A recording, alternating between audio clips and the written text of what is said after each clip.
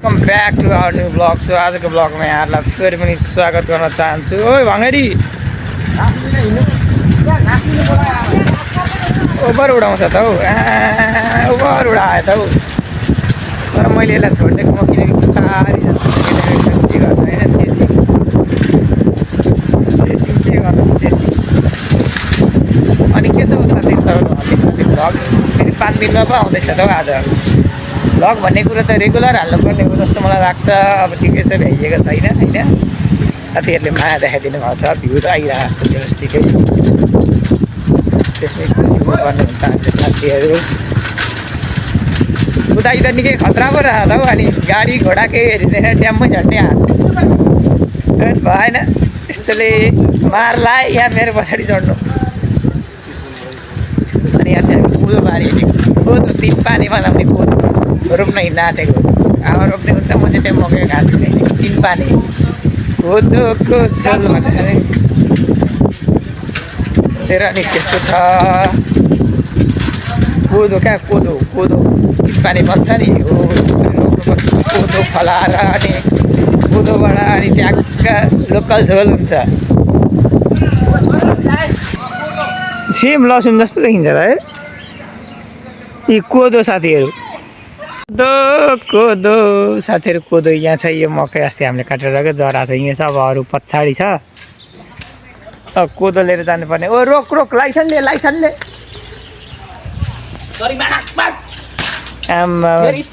Over जोस देखायो त यसले त।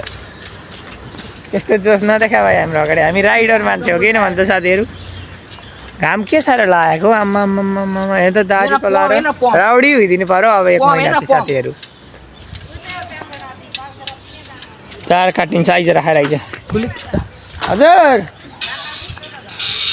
यतै छु मेरो आमा, म यतै छु। I am back. कोदो रोपाएँ साथीहरू। कोदोको झोल यसरी त्यसै बन्छ, दुःख नगरी। यहाँ हेर्नु नि कोदो खान पनि गाह्रै पो छ त। 3 पानी खान पनि लोकल। आमा के छ? एउटा कोदो रोप्दा एउटा गीत जाओस् न हो, एउटा जाओस् त नौलो प्रस्तुति जानु यहाँ माछा छ ल्याउमा कोदो रोप्न आइरहेछु दुर्गा चोक छेउमा ल्याउमा माया ती पाइरहेछु लै हजुरहरूकै छेउमा। ल है दर्शकको एकदम यहाँ कोदो रोपिँदैछ। भदौको लुडी पछि कोदो खान आउनुहोस्। पिठो मिठो कोदो आमा कोदो हो, कोदोको झोल पनि यसमा पनि हुन्छ। राइडमा पाहाडे हाँसिया राइड हालेर हामी यसो हाफ टाइम हाम्रो चाहिँ यहाँ हाफ टाइमसम्म यहाँ दारा हुन्छ। यसको चाहिँ यहाँ चिल्लो बिलेट जस्तो हुन्छ। अनि यसरी खुर्पा भन्छ होला हौ यसलाई, मेरो अन्दाजी। यहाँ हेर्न ओइ खुर्पा के भन्छ है साथीहरू। ओइ यो बाटो गराम न हिँड्ने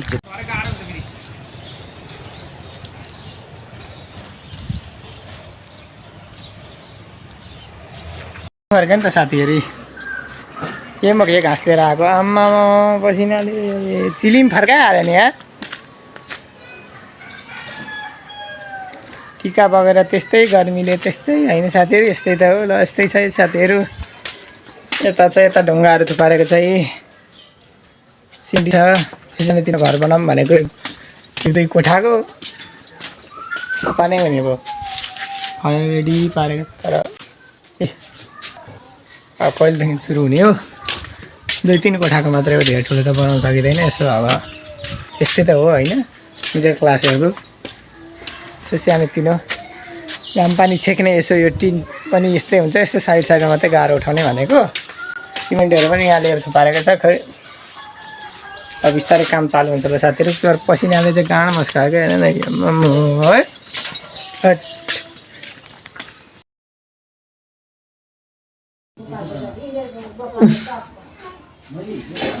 साथीहरू आज भ्लगको दोस्रो दिन तपाईँहरूलाई फेरि स्वागत गर्न चाहन्छु। घर हाम्रो यति बनिसक्यो, हेर्न सक्नुहुन्छ। यो सोलिङ हानेर मेरो भाइमा के गर्छ भाइ, के गरेको भतिज?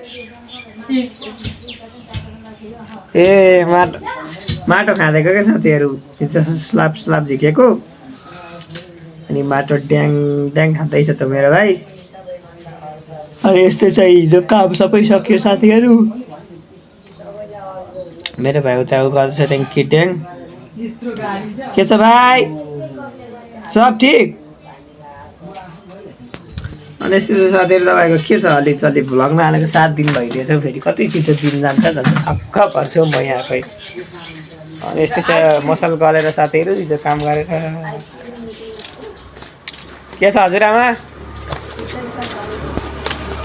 हाम्रो छिमेकी हजुरआमा हुनुहुन्छ यहाँ 90 वर्षको